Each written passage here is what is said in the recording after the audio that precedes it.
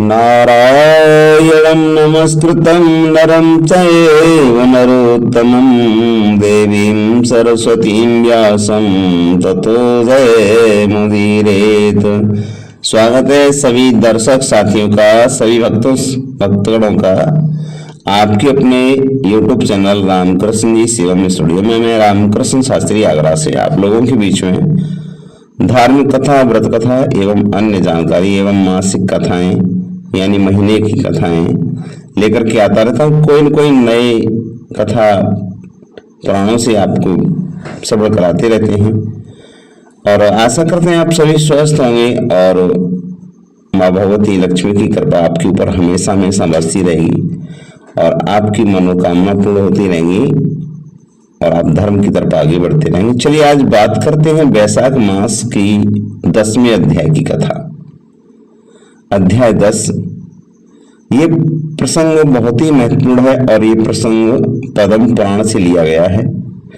पद्म पुराण के 5वें खंड से अध्याय 149 से लिया गया है। इस में बताया गया है कि गंगा अवतरण की संक्षिप्त कथा और हरिद्वार का महात्म्य। इस कथा को आज श्रवण करेंगे वैशाख मास के महीने में। इससे पहले आपसे एक निवेदन करना चाहूंगा कि अभी तक आपने चैनल को सब्सक्राइब नहीं किया हो तो प्लीज चैनल को जरूर सब्सक्राइब करें, बेल को प्रेस करके रखें जिससे नोटिफिकेशन सबसे पहले आपको मिले और ज्यादा से ज्यादा लोगों तक शेयर भी करें जिससे आप पुण्य के भागीदार भी बने। चलिए ज्यादा समय नहीं लेते हुए बात करते हैं। महादेव जी कहते हैं देवर्षियों में श्रेष्ठ नारद, अब तुम परम पुण्य हरिद्वार का महात्म श्रवण करो। जहां भगवती गंगा बहती वहां उत्तम तीर्थ बताया गया है। वहां देवता ऋषि मनुष्य निवास करते हैं। वहां साक्षात भगवान केशव नित्य विराजमान रहते हैं। राजा भगीरथ उसी मार्ग से भगवती गंगा को लाए थे तथा उन महात्मा ने गंगा जल का स्पर्श कराकर अपने पूर्वजों का उद्धार किया था। नारद अत्यंत सुंदर गंगा द्वार में जिस प्रकार गंगा जी को ले आए थे उस सब प्रसंग में क्रम सुनाता हूँ। पूर्व काल में हरिचंद नाम के राजा हो चुके थे। उन्होंने त्रिभुवन में सत्य के पालक विख्यात थे। उनके रोहित नाम के पुत्र हुआ जो भगवान विष्णु की भक्ति में तत्पर रहता था। रोहित का पुत्र व्रत था और जो बड़ा ही धर्मात्मा और सदाचारी था उसके सुबाहु नाम का पुत्र हुआ।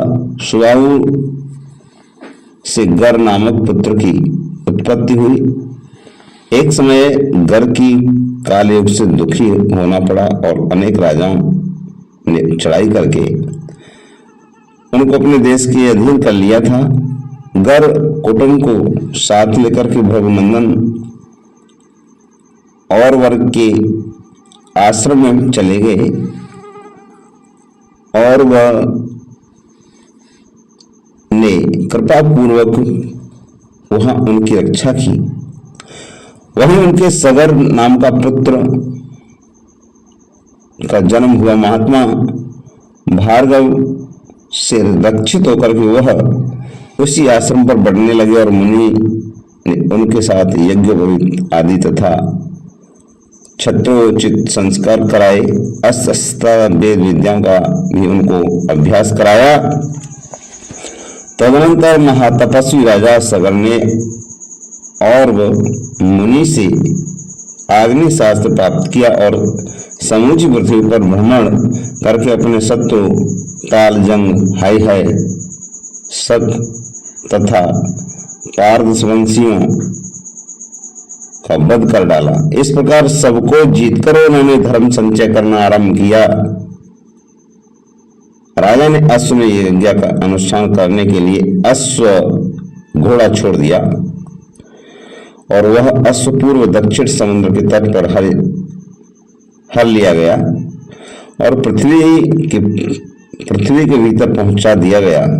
तब राजा ने अपने पुत्रों को लगाकर सब ओर से उस स्थान को खुदवाया। महासागर खोदते समय वे अश्व को तो नहीं पा सके, किंतु वहां तपस्या करने वाले आदि पुरुष महात्मा कपिल पर उनकी दृष्टि पड़ी तो उतावली के साथ उनके निकट गए और जगत प्रभु कपिल को लक्ष्य करके कहने लगे कि यह चोर है। कोलाहल सुनकर के भगवान कपिल समाधि से जाग उठे। उस समय उनके नेत्रों से आग प्रकट हुई, जिससे 60,000 सगर के पुत्र जल करके भस्म हो गए। महायशस्वी राजा ने समुद्र से उस अश्वमेध के अश्व को प्राप्त किया और उसके द्वारा 100 अश्वमेध यज्ञ का अनुष्ठान किया। नारद जी ने पूछा, ज्ञानेश्वर, सगर के 60,000 पुत्र और बड़े बलवान पराक्रमी थे, उन वीरों की उत्पत्ति किस प्रकार हुई, यह बताइए। महादेव जी बोले कि नारद, राजा सगर की 2 पत्नियां थीं, वे दोनों ही तपस्या के द्वारा अपने पाप दग्ध कर चुकी थीं। इससे प्रसन्न होकर के मुनि श्रेष्ठ और उन्हें वरदान दिया था। उसमें से एक रानी ने 60,000 पुत्र मांगे और दूसरी ने एक ही ऐसे पुत्र के लिए प्रार्थना की जो वंश चलाने वाला हो। पहली रानी ने तुम्बी से बहुत से सूरवीर पुत्रों को जन्म दिया। पहली रानी ने तुम्बी में बहुत से सूरवीर पुत्रों को जन्म दिया। उन सबको धाइयों ने ही क्रमशः पाल पोस करके बड़ा किया। धाय होती है ना, सेवका। घी से भरे हुए घड़ों में रख करके उन कुमारों का पोषण किया गया। कपिला गाय का दूध पीकर वे सब के सब बड़े हुए और दूसरी रानी के गर्भ से पंचजन नाम पुत्र हुआ, जो राजा पंचन के अंशुमान नामक पराक्रमी पुत्र उत्पन्न हुआ। अंशुमान के दिलीप और दिलीप के भागीरथ हुए, जो उत्तम व्रत तपस्या तथा अनुष्ठान करके नदियों में श्रेष्ठ गंगा जी को पृथ्वी पर लेकर के आए तथा जिन्होंने गंगा को समुद्र से तक ले जाकर के उन्हें अपनी कन्या के रूप में अंगीकार किया। नारद जी ने पूछा, भगवान राजा भगीरथ गंगा को किस प्रकार लाए थे, उन्होंने कौन सी तपस्या की थी, ये सब बातें तो बताइए। महादेव बोले, नारद, राजा भगीरथ अपने पूर्वजों का हित करने के लिए हिमालय पर्वत पर गए। वहां उन्होंने पहुंच करके 10,000 वर्षों तक भारी तपस्या की, बड़ी तपस्या की और उससे आदिदेव भगवान निरंजन विष्णु भगवान प्रसन्न हुए और उन्हीं के आदेश से गंगा जी आकाश से चली और वहां से विश्वेश्वर श्री शिव नित्य विराजमान रहते थे उस कैलाश पर्वत पर उपस्थित हुए। मैंने गंगा जी को आया देखकर उन्हें अपने जटा जूट में धारण कर लिया और 10,000 वर्षों तक उसी रूप में स्थित रहा। इधर राजा भगीरथ गंगा जी को न देख करके विचार करने लगे, गंगा कहाँ चली गई। ध्यान करके जब उन्होंने इस निश्चित रूप से जान लिया कि वह महादेव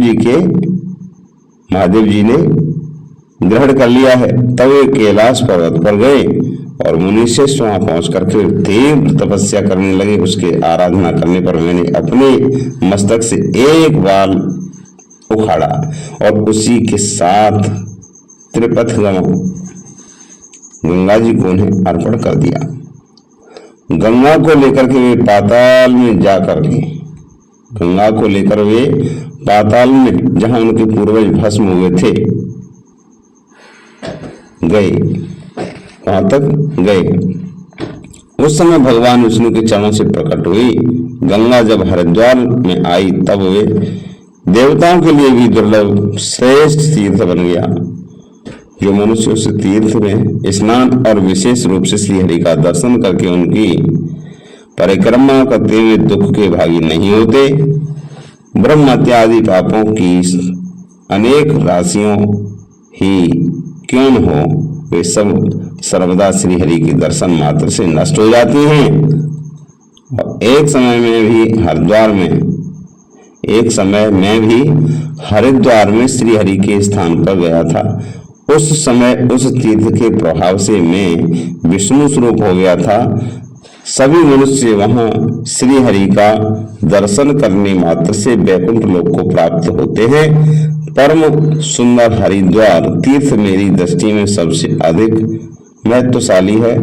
वह समस्त तीर्थों में श्रेष्ठ है और धर्म, अर्थ, काम, मोक्ष रूप चारों पुरुषार्थ प्रदान करने वाला है। आज की कथा का विराम यहीं लगेगा। मिलते हैं कल की कथा के साथ। तब तक के लिए जय श्री राधे कृष्णा, जय श्री श्याम। चैनल को सब्सक्राइब जरूर करें, बेल को प्रेस करके रखें। जय श्री श्याम, जय श्री राधे कृष्ण।